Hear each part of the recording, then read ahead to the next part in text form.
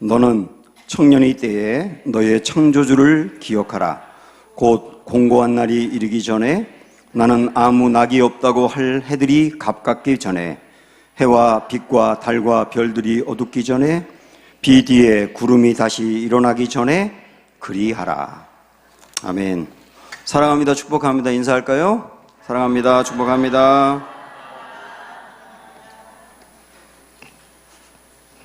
성경에 전도서가 있습니다.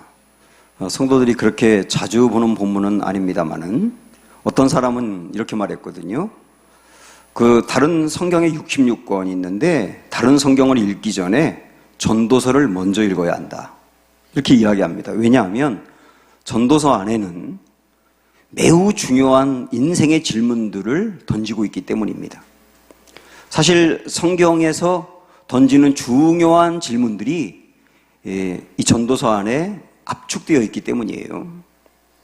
그 질문들 중에 가장 먼저 그리고 반복적으로 나오는 질문이 뭐냐면 여러분의 인생은 허무하지 않습니까? 라고 하는 질문이에요. 먼저 여러분 한번 대답해 보시죠. 마음속으로 여러분의 인생은 허무하지 않나요? 1장 2절 보시면 전도자가 이르되 헛되고 헛되며 헛되고 헛되니 모든 것이 헛되도다. 물론 이 고백은 저자인 솔로몬이 하고 있습니다만은 솔로몬은 이 말 속에 고백 속에 질문을 던지는 겁니다. 참 헛된 인생을 살았는데 여러분은 어떻습니까? 여러분은 지금 인생이 허무하지 않습니까? 이렇게 질문을 던지는 겁니다. 그래서 전도서는 헛되다라고 하는 것으로 시작이 되고 있어요. 여기 헛되다는 말은 다르게 말하면 허무하다예요. 허무하다로 시작을 합니다.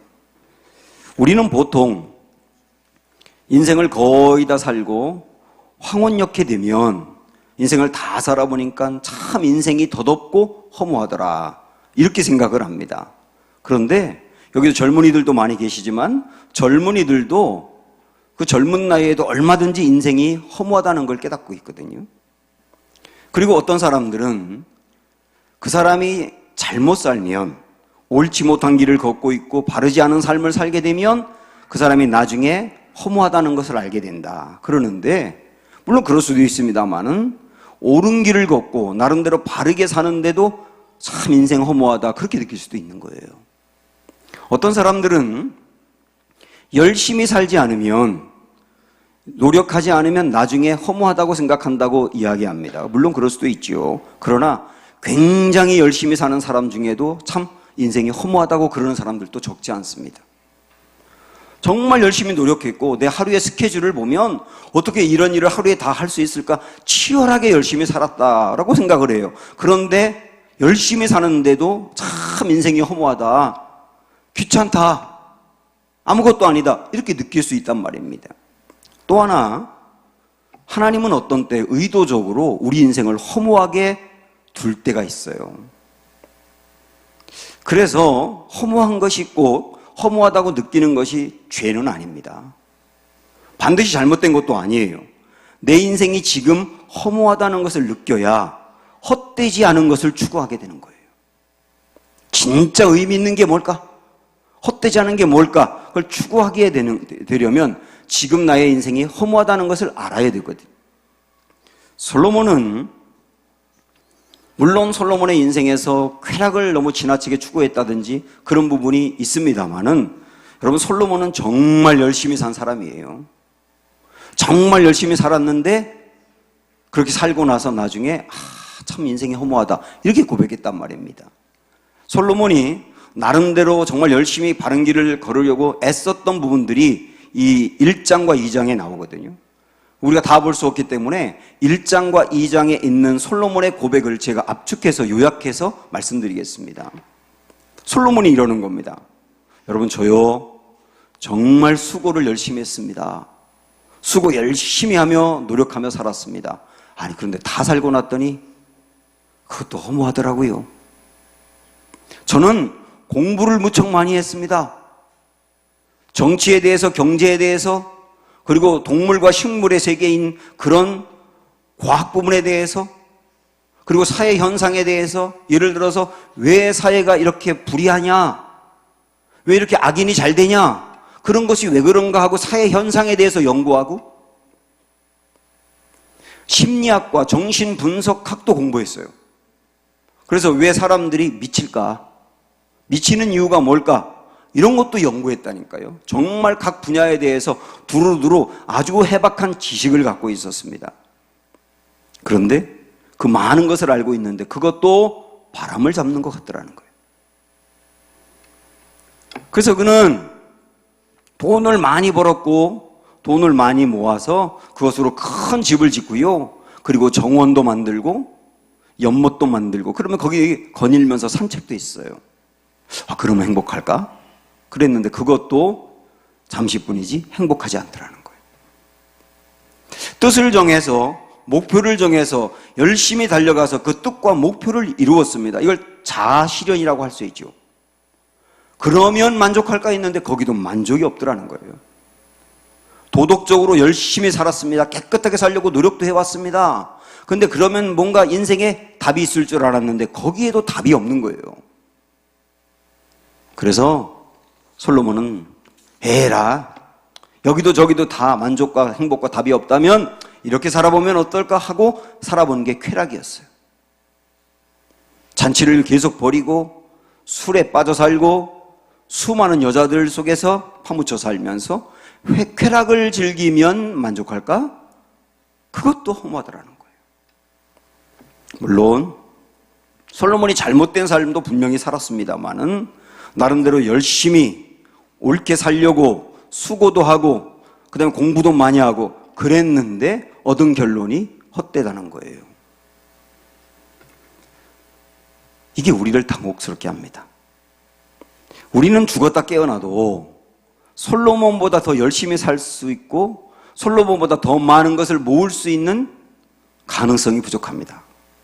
아니 그런데 나는 솔로몬보다도 훨씬 더 그렇게 못한데 아니 그렇게 살았던 솔로몬이 허무하다고 하면 내 인생은 뭐야? 이런 생각이 들지 않습니까?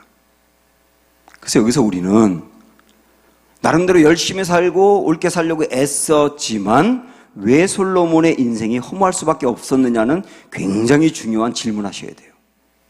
여러분 이 질문을 정신 바짝 차리고 주무시지 말고 일어나가지고 이 시간에 정리하고 가셔야 됩니다. 왜 나름대로 열심히 사는데 그 인생이 허무하냐예요. 왜 그러냐면 솔로몬은 수고해서 많은 걸 거두고 돈을 모으고 그걸 갖고 화려하게 살고 지식을 많이 쌓고 쾌락을 즐기고 그 자체로 그렇게 하면 그 원하는 대로 모으면 원하는 대로 가지면 그 자체로 만족과 행복이 올 거라고 생각을 했기 때문이에요. 우리 이야기 같지 않습니까? 우리도 돈을 이 정도 계획을 세우고 그 정도 모으기만 하면 행복할 거라고 생각하지 않으세요? 내가 어떤 목표를 정하고 내가 그 단계까지 올라가기만 하면 내 인생 만족할 거라고 여기고 있지 않습니까? 지식이라든지 쾌락이라든지 모든 부분이 다 그래요. 거기까지 모으고 거기까지 원하면 원하는 것을 얻으면 만족할 거야. 이 생각 때문에 허무했다는 거예요. 이 생각 때문에. 어떻게 보면 다른 각도로 이야기하면 사람들이 왜 많이 모으려고 하고 많이 배우려 하고 그다음에 열심히 살고 그러느냐면 나를 괜찮은 사람으로 보이게 하고 싶기 때문이에요. 사람들이 볼 때 괜찮은 사람이야 라고 하는 말을 정말 듣고 싶은 거예요. 돈을 많이 모으면 사람들에게 선망의 대상이 되고 사람들이 나를 부러워하면서 내가 괜찮은 사람으로 보이잖아요. 자녀를 위해서 열심히 투자하는 이유 중에 하나도 내 자녀를 열심히 키워내서 아이가 좋은 대학 가고 그 다음에 좋은 직장 들어가고 좋은 사람하고 결혼해서 나름대로 떵떵거리고 잘 사는 걸 보면 사람들이 그걸 보면 선망의 대상이지 않습니까? 괜찮은 사람으로 보이고 싶어하는 습성들이 우리에게 있는 거예요. 어떻게 본다면 괜찮은 사람으로 보이기 위해서 괜찮은 사람으로 보여주고 싶어서 물질, 지식, 쾌락, 도덕적인 삶, 그 다음에 열심히 노력해서 성취하는 것 등등으로 그 사람을 포장하는 게 아닐까 싶어요. 이런 게 내 안에 이것도 있고 이것도 있고 이것도 있고 갖춰져 있으면 사람들이 나를 보고 괜찮은 사람인데 라고 하는 말을 들을 것 같으니까 그런 것으로 포장하고 있는 게 아닌가. 그런 삶은 전부 다 마지막에 험으로 간다는 겁니다. 그렇게 생각하고 살다 보면 많은 것을 이렇게 갖지 않습니까? 내가 원하는 것을 가지면 보통 우월해집니다. 그래서 내가 우월한 사람이라고 생각을 하고 나는 이만큼 갖고 있는데 나만큼 갖지 못하거나 나만큼 얻지 못한 사람을 보면 나보다 낫다고 생각을 하는 거예요. 낫다고 생각하니까 막대하는 거예요. 반대로 내가 원하는 것이 이만큼 있고 이만큼 있고 이만큼 있는데 그것을 얻지 못하면 좌절을 느낍니다. 그리고 자기가 실패자라고 생각을 합니다. 절망합니다. 그리고 나보다 더 갖고 있는 사람 앞에 가면 주눅 들어요. 그리고 그 사람을 나보다 높은 사람이라고 생각을 하는 거예요. 다시 말씀드리면 자기가 가지고 있는 거라든지 자기의 자리가 자신이라고 생각을 하는 거예요. 내가 누구냐라고 할 때 내가 갖고 있는 것, 내 자리가 나라고 생각을 하는 거예요. 그게 얼마나 위험하냐면 내가 가지고 있는 거라든지 내 자리가 나라고 생각을 하면 자리는 수시로 변하고 내가 가진 거는 있다가 없을 수 있어요. 그러면 우월했다가 비굴했다. 자신감이 넘쳤다. 열등감에 빠졌다. 행복했다. 불행했다. 만족했다. 근심했다. 왔다 갔다 하는 겁니다. 그러니까 그 사람의 인생은 필연적으로 허무할 수밖에 없는 거예요. 분명히 아십시오. 내가 원하는 것을 채우면 그 자체로 만족할까? 아니요. 그리고 내가 원하는 것을 얻고 그 자리에 올라갔을 때 그게 나라고 생각하면 굉장히 위험하다. 이게 허무의 원인이다 하는 것을 우리가 일단 마음으로 잘 받아들이셔야 됩니다. 지금까지 우리는 왜 인생이 허무하냐? 노력하지 않아서가 아니다.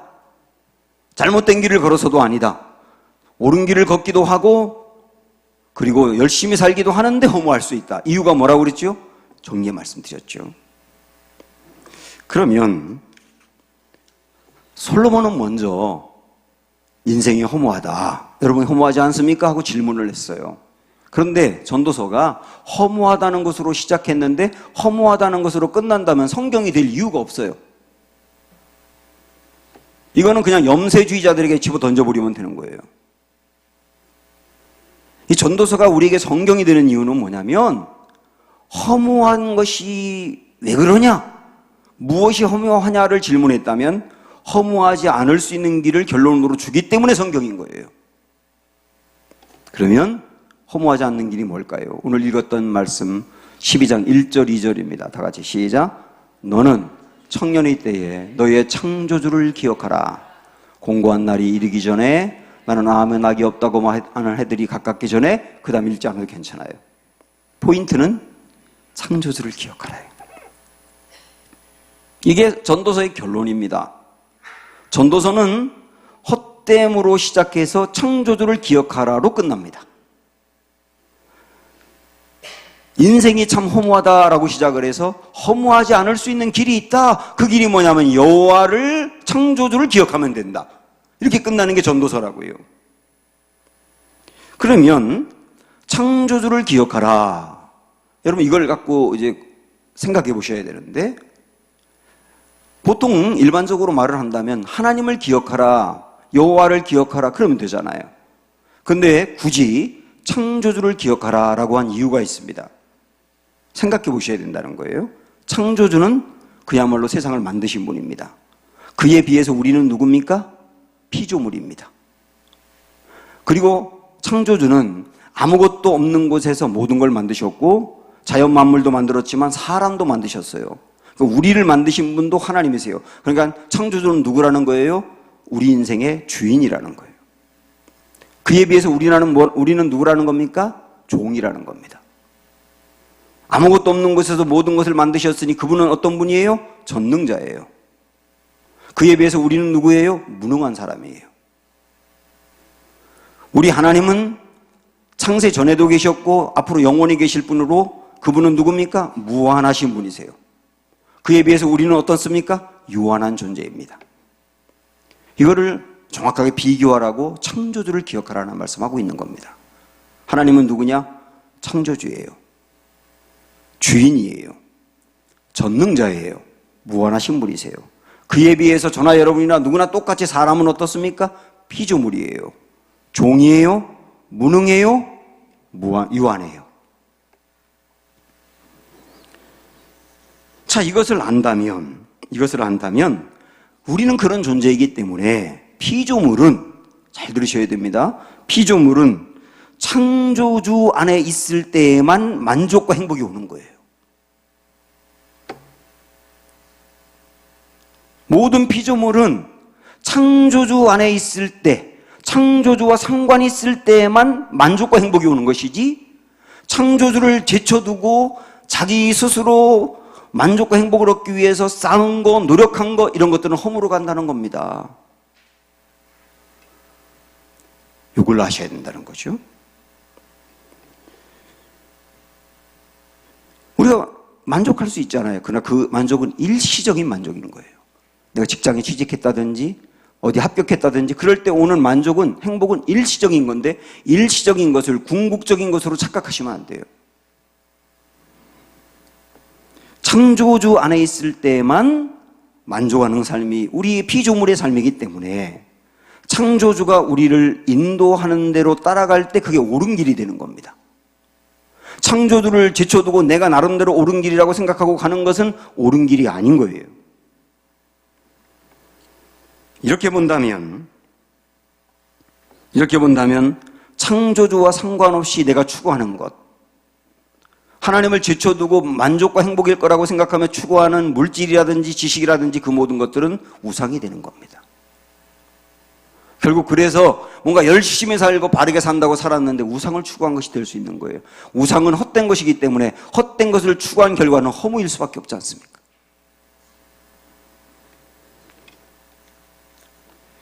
창조주를 기억하라.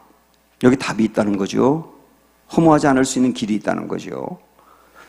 그래서 이 말씀을 마지막 12장에서 밝히면서 창조주를 기억하라를 조금 다른 각도에서 13절에서는 이렇게 말씀해요. 일의 결국을 다 들었으니. 여기서 말하는 일의 결국은 뭡니까? 전도서에서 말씀한 걸 다 들었지 않느냐? 전도서에서 무슨 말씀을 했느냐? 이것도 다 추구하고 열심히 살아봤지만 그 결과 허무하더라. 그것을 들었으니 그 다음 어떻게 하라는 거예요? 여호와를 경외하고 그의 명령들을 지킬지어다. 이것이 모든 사람의 본분이니라. 자, 그거 알았으니, 그 허무한 거라는 걸 알았으니 우리는 이제 어떻게 하면 되겠느냐? 허무하지 않을 수 있는 길이 뭐냐? 여호와를 경외하라예요. 그렇게 본다면 여호와를 경외하라와 여호와 창조주를 기억하라가 같은 말씀인 겁니다. 하나님을 인정하고 창조주로, 주인으로, 전능자로, 무한하신 분으로 인정하고 내가 그 안에 있을 때만 만족할 수 있고 행복할 수 있다는 걸 인정하고 그분을 따라가라. 거기에 헛되지 않은 인생이 있는 거다. 결론이라고, 이게. 자, 그러면 창조주를 기억하고 여호와를 경외하는 것, 그게 의미 있고 만족한 삶의 길이라고 말씀해 줬는데, 그럼 우리 예를 들어볼까요? 창조주를 기억하고 하나님을 경외하라, 이 말을 여러분이 조금 더 가깝게 느끼기 위해서 이렇게 표현해도 좋습니다. 하나님이신 예수님 안에서 내 인생의 정체성을 삼는 것, 이렇게 이해하셔도 좋습니다. 하나님이신 예수님 안에서 내 인생의 정체성을 삼는 거예요.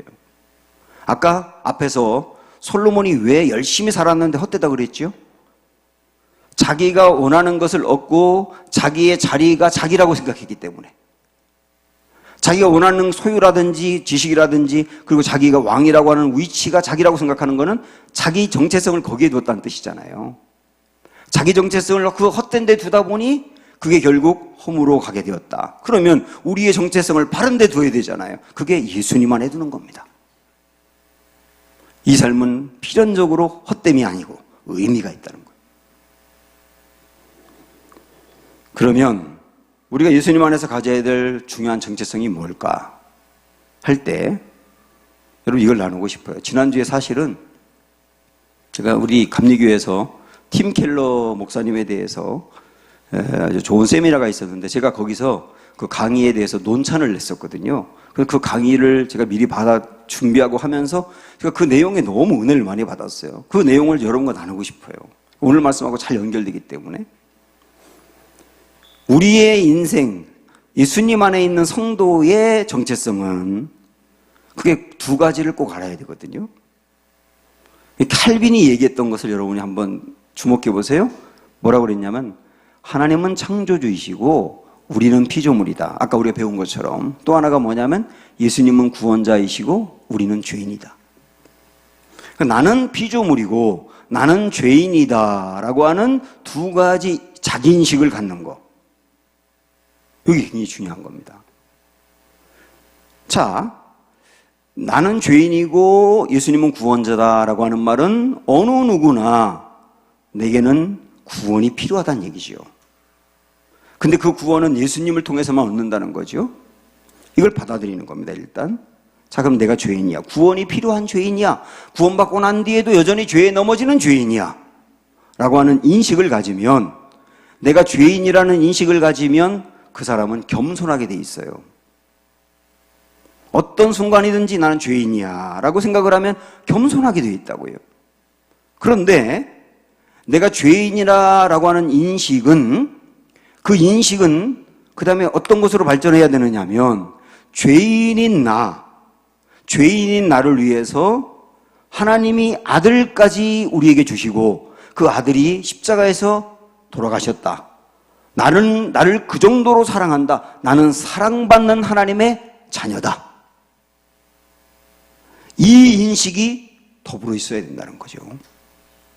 나는 하나님의 사랑받는 자녀다. 그 인식을 갖게 되면 그 다음에 어떤 마음이 생기느냐면 담대함이 생기는 거예요. 담대함. 나는 죄인이라고 하는 인식은 겸손하게 만들고 나는 하나님의 사랑받는 자녀라고 하는 인식은 담대하게 만드는 거예요. 그래서 성도는 여러분 이 문구를 보세요. 성도는 겸손하면서도 담대한 사람입니다. 겸손하면서도 담대한 사람이라고요. 보통 겸손한 사람은 담대하지가 않아요. 그리고 담대한 사람은 좀 건방지고 자기 의가 강하고 겸손하지가 않습니다. 그런데 진짜 성도는 이 정체성을 바로 아는 성도는 겸손한데 담대하다고요. 자기가 죄인인 것을 깊이 인식하기 때문에 자기 자신을 의지하지 않습니다. 내가 죄인인데라고 생각하는 건 나를 믿지 않아요. 나를 의지하지 않아요. 나를 신뢰하지 않아요. 그게 진짜 겸손이거든요. 우리는 보통 겸손 그러면 잘난 체 하지 않고 누가 칭찬하면 아니에요. 이렇게 말하는 게 겸손이라고 생각을 하는데 겸손은 자기 인식에서 나오는 겁니다. 내가 죄인이라고 하는 데서 진짜 나오는 거예요. 저 같은 목사가 어떤 일로 이렇게 넘어질 때가 있습니다. 죄를 졌다든지 목사답지 않은 모습을 보일 때 보통 그러면 자책을 합니다. 그리고 자기를 정죄해요. 내가 목사인데 목사가 이렇게 넘어졌다 생각해서 정죄를 합니다. 그런데 그렇게 하면 절대로 고치질 못합니다. 자, 목사인 저도 그렇고 여러분도 성도로서 신앙생활을 이렇게 오랫동안 했는데 교회에서 이 정도 직분이 있는데 라고 생각을 했는데 어떤 죄에 넘어졌다고 할 때 분노하고 혈기를 부렸다든지 막 그러면서 넘어질 때가 있지 않습니까? 그럴 때는 어떻게 해야 되느냐? 나는 죄인이기 때문에 얼마든지 별것도 아닌 일에 기분 나쁘고 그 다음에 화를 내고 넘어질 수 있는 사람이라는 것을 인정하시는 거예요. 그걸 인정하라고요. 받아들이라고요. 당연히 그런 사람이라는 걸 받아들이는 거예요. 내가 괜찮은 사람이라고 생각하지 않은 거예요. 나는 죄인이기 때문에 얼마든지 그런 일에 넘어질 수 있어. 목사인 나도 그런 일에 얼마든지 넘어져. 목사인 나도 누가 기분 나쁜 소리를 하면 분노하고 그럴 수 있어. 받아들이는 거예요. 우리가 나는 목사인데 이런 거에 넘어지면 안 되라고 생각하는 것은 나는 괜찮은 사람이라는 인식 때문이거든요. 권사님인데 이 문제로 넘어졌어. 자, 근데 그걸 자책해. 왜 그러냐면 나는 괜찮은 사람이라고 생각하니까 그것 때문에 자책을 하는 거예요. 여러분 생각을 해보십시오. 나는 그런 일에 얼마든지 넘어질 수 있는 사람이라고 받아들이는 거하고 나는 괜찮은 사람이라서 절대 그런 일에 넘어지면 안 되라고 받아들이는 거하고 다르지 않습니까?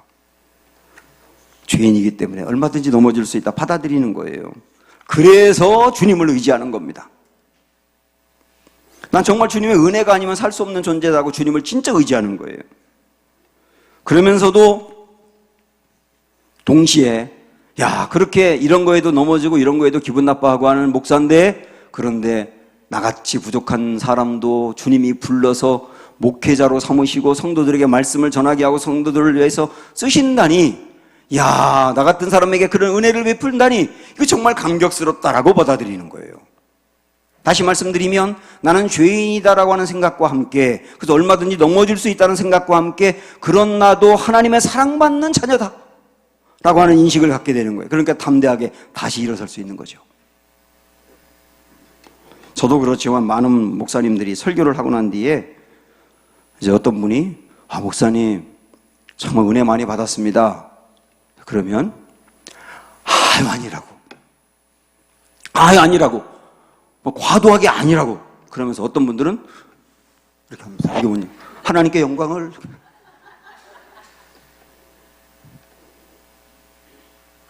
그럴 필요가 없어요.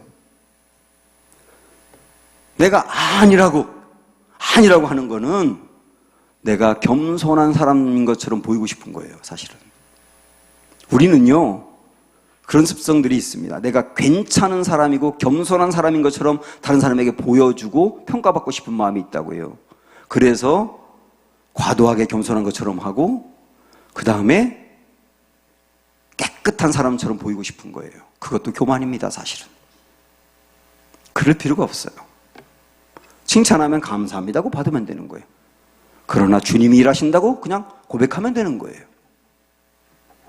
저는 목사로서 지난주에도 밝혔습니다마는 큰 교회 목사님들을 별로 부러워하지 않습니다. 물론 조금 부러워합니다. 그러나 그렇게 많이 부러워하지 않아요.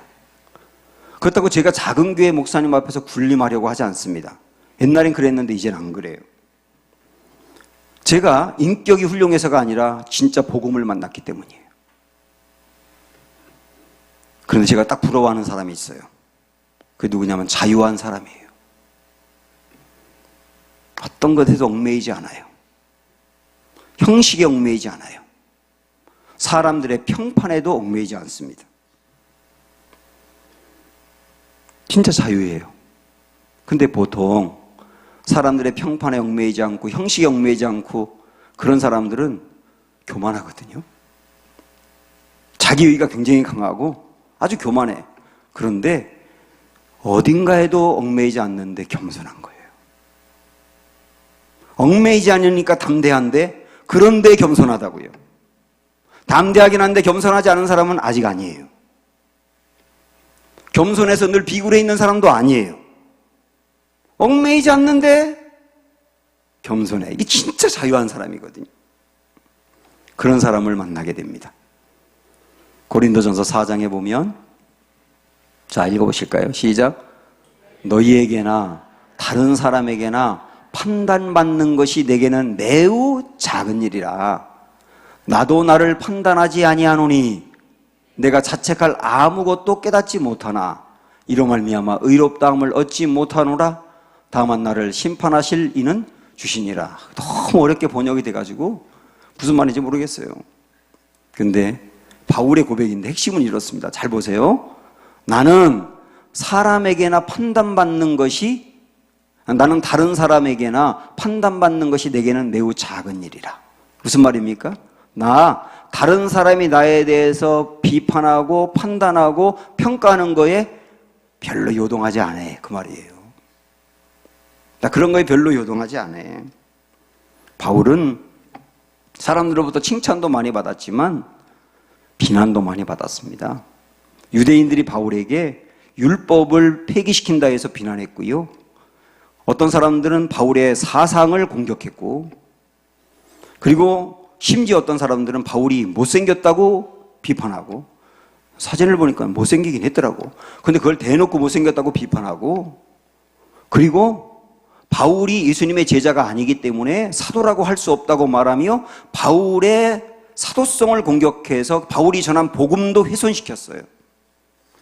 바울은 정말 비난을 많이 받았습니다. 바울은 사람들이 자기를 공격하고 비난할 때 끄떡 없었다고 말하진 않아요. 그도 흔들리기도 했었고 어떤 때는 화도 냈습니다. 그런데 금방 마음을 가다듬습니다. 그리고 이 우리가 봤던 말씀처럼 판단받는다고 해서 자기 영혼이 타격을 입지 않아요. 많은 사람은 교회에서도 열심히 하다가 누가 자기를 비판하고 판단하면 그것 때문에 에라이 다 집어치우면 되지 뭐, 안 하면 되지 뭐, 이렇게 해서 그만둬버리는 경우도 있는데, 만약에 바울이 사람들로부터 비난을 받았다고 다 그만둬버렸다면 그의 복음은 증거되지 않았을 거예요. 판단하는 것을 보면서 그래, 그의 판단이 옳으면 받아들이면 돼. 근데 그의 판단이 잘못된 것이면 나 하나님의 사랑받는 자녀이니까 내 길을 걸으면 돼. 자유한 거예요. 사람들의 평판에 자유하다고. 여러분, 이런 마음을 가질 수 있습니까? 어떻게 가능할까요? 죄인이라고 하는 인식이 있기 때문입니다. 그는 자기 스스로 나는 죄인 중에 괴수다 그랬거든요. 죄인 중에서도 왕죄인, 대장죄인이다, 내가 그런 사람이다라고 고백을 했어요. 그게 예수님 믿기 전에 고백이냐면 아니에요. 디모데전서에서 고백했기 때문에 정말 인생을 살 만큼 살고 황혼역해 그 고백을 한다고. 나 죄인 중에 괴수야. 늘 자기가 죄인 중에 괴수다라고 마음으로 판단하니까 사람들의 비난 앞에서도 겸손한 겁니다. 그는 다른 사람들의 판단에 대해서 의연할 뿐만 아니라, 여기 그 다음 나오는 말씀을 보세요. 나도 나를 판단하지 아니하노니 그랬지 않습니까? 자기도 자기 스스로를 판단하지 않습니다. 내가 나를 어떻게 생각하느냐가 중요한 게 아니라 그리스도가 나를 어떻게 생각하느냐가 중요하기 때문이에요. 그래서 설령 자신이 부족해도 그것 때문에 절망하지 않습니다. 많은 사람들이 자기가 실수한 거, 그리고 좋지 못한 평판을 들을 때, 노력했지만 실패할 때 자책하고 절망하고 좌절로 가거든요. 보통 우울과 마음의 우울한 거, 우울과 절망은 자기를 판단하기 때문에 생기는 경우가 거의 대부분입니다. 바울은 자기 자신을 판단하지 않아요. 진짜 자유로운 사람은 자기를 희화화할 수 있습니다. 희화화. 그건 뭐냐면 자기의 약점까지도 좋은 도구로 쓰는 거예요. 예를 들어 박명수 씨. 박명수 씨는 얼굴에 기름이 엄청 많지 않습니까? 그게 컴플렉스일 수 있는데 이 사람은 뭐라고 그러냐면 나는 산유국입니다. 자기 자신이 기름이 많은 것을 컴플렉스로 여기는 게 아니라 그거를 유머의 도구로 쓰는 바람에 인기를 얻은 사람이에요. 옛날 이주일 씨 정말 못생기지 않았습니까? 정말 못생겼는데 못생겨서 죄송합니다 이러면서 자기 못생긴 걸 갖고서 자기 드러냈어요. 그래서 오히려 못생긴 것 때문에 인기를 얻었다니까? 이걸 희화화라고 해요. 자기의 약점을 승화시키는 거예요. 이전에 오카노 목사님이 이런 일이 있었답니다. 한번 수요일인데, 수요 예배를 드리는 날인데 갑자기 옥 목사님이 부목사님에게 전화해서 최 목사님 오늘 저녁에 목사님 설교하세요. 그래서 아니 목사님 무슨 일 있으세요? 그랬더니 나 부부싸움 해가지고 설교 못하겠어 그러더래요. 그래서 그것도 깜짝 놀랐지만 그럼 교인들에게 뭐라고 말할까요? 목사님 급한 일 있다고 할까요? 아니 왜 거짓말을 해? 나 부부싸움에서 못 왔다고 해요. 야, 얼마나 자유한 겁니까? 얼마나 자유한 겁니까? 목사도 부부싸움 할 수 있잖아요. 목사지만 죄인이기 때문에 얼마든지 넘어질 수 있다. 그래서 자기를 거룩한 척 꾸미지 않아요. 그 얘기했다고 해서 교인들이 부부싸움 했다고 뭐라고 말합니까? 오히려 존경하지 않겠습니까? 이게 자유함이라고요. 자유함. 얽매이지 않는 것, 그러나 담대한 것. 자기를 죄인이라고 인식하고 그러나 하나님의 사랑받는 자녀라고 확신하는 사람은 다른 사람의 비난이나 조롱에도 자유할 수 있습니다. 어떤 사람들은 사람들로부터 비판을 받으면, 조롱을 받으면 엄청나게 분노하는 사람이 있어요. 왜 분노하는지 아세요? 내가 괜찮은 사람이라고 생각했는데, 내가 스스로를 괜찮은 사람이라고 생각했는데 그 사람이 나를 비판하면 괜찮은 내가 비판을 받았기 때문에 분노가 나는 거예요. 그리고 나에게 어떤 사람이 비판하면 그때 분노하는 이유는 비판하는 그 사람이 나보다 못한 사람이라고 생각하기 때문이에요. 나보다 못한 사람이라고 생각한 그 사람이 괜찮은 나를 비판하니까 깜도 안 되는 게 까분다고 생각하면서 분노하는 거예요. 그래서 이렇게 강하게 분노하는 건 사실 굉장히 교만한 거거든요. 내가 죄인이고 그럼에도 불구하고 하나님의 사랑받는 자녀라고 하는 것을 마음으로 받아들이는 사람은 비판 앞에서 겸손할 수 있습니다. 팀 켈러 목사님이 이런 말을 했어요. 나를, 잘 들어보세요. 나를 존경하지 않는 사람이 악의적인 동기로 나를 향해 비난을 할 때도, 심지어 그의 말이 80%가 거짓이라 하더라도 그의 비난을 나의 유익으로 삼을 수 있다. 왜냐하면 20%는 옳은 말이니까. 다른 사람의 비난 앞에서 그가 비난하는 것이 내게 유익이 되면 그거를 내 것으로 받아들이며 고마워하는 거예요. 그렇다고 해서 주눅 들지 않고 나 같은 그렇게 비난을 받아 마땅한 사람인데도 주님이 사랑한다라고 하는 사실로 다시 담대한 거예요. 이게 성도의 정체성. 내가 가지고 있는 것이라든지 나의 위치로 정체성을 삼는 사람은 필연적으로 허무할 수밖에 없다. 그러나 내가 누구인지를 정확히 알고 그리스도 예수 안에서 내 정체성을 삼는 사람은 작은 일 속에서도 만족을 느끼며 진짜 감사하는 삶을 살 수 있다. 이런 은혜가 우리에게 있기를 주님의 이름으로 축원합니다. 오직 예수뿐이네 함께 부릅니다.